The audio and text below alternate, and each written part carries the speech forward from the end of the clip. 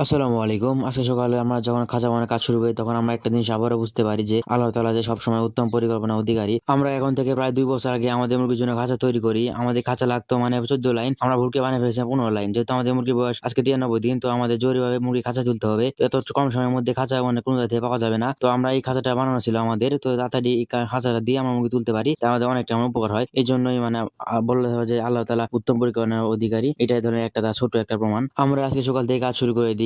কাজ শুরু করার জন্য যে সকল উপকরণ লাগতো, সেই সকল উপকরণ আমাদের আগে থেকে বানানো ছিল। যেমন আমি বললাম আপনাদেরকে কাবাডি ভুলকে বানিয়ে ফেলেছিলাম। তো আমাদের স্ট্যান্ড সবকিছুই ছিল। তো আমরা শুধু খালি স্ট্যান্ডে মেইন কাবাডিটা বানিয়ে নিয়ে এসেছিলাম। আর সবকিছু আলহামদুলিল্লাহ আমাদের আগে থেকে বানানো ছিল। যেহেতু এই খাঁচাগুলো নতুন ছিল, তাও এই খাঁচাগুলোর মধ্যে যে টায়ার ক্লিপ লাগানো ছিল, সেই টায়ার ক্লিপগুলো সমস্ত খুলে পড়ে যাচ্ছিল। কারণ যেহেতু এই খাঁচাগুলো প্রায় ১-২ বছর একটা চালের নিচে ছিল। আর আপনারা দেখতে পাচ্ছেন আমাদের খাঁচাগুলো একদম সুন্দর রং করা। আমরা এই রং করার দোকান থেকে রং করে নিয়ে এসেছিলাম। আমাদের পুরাতন খাঁচা যদি দেখেন, দেখবেন পুরাতন খাঁচা পুরোটা একদম জংকার ধরে গেছে, মরিচে ধরে গেছে। তো এই খাঁচাগুলো আমার নতুন ছিল। তাও অনেকদিন দিয়ে পড়ে থাকার কারণে আমাদের একটু হালকা কিছু সমস্যা দেখা দেয়। তো আলহামদুলিল্লাহ আমরা সমস্ত কিছু এগুলো সেরে ফেলি তাড়াতাড়ি। যেহেতু বাঁধতে বেশি সময় লাগে না। তো আমাদের এই খাঁচাগুলো বাঁধার পরে দেখতে ঠিক এরকম লাগছিল। মানে আমার খাঁচার কাজ এখন সম্পূর্ণ হয়নি। পিছ দিক দিয়ে একটা ঠেলে দিতে হতো, তাহলে খাঁচাগুলো সবকিছু একদম ঠিক হয়ে থাকবে। তো আমাদের খাঁচা ঠিক হয়ে গেছে, বা আমাদের খামারের সম্পূর্ণ কাজ ধোয়া, পরিষ্কার করা, মেজে ঠিক করা সমস্ত কাজ শেষ হয়ে গেছে। তো আমরা কালকে আমাদের মুরগি বার করে দেব। ইনশাআল্লাহ আপনাকে দেখানোর চেষ্টা করব। আমাদের জন্য দোয়া করবেন। আসসালামু আলাইকুম।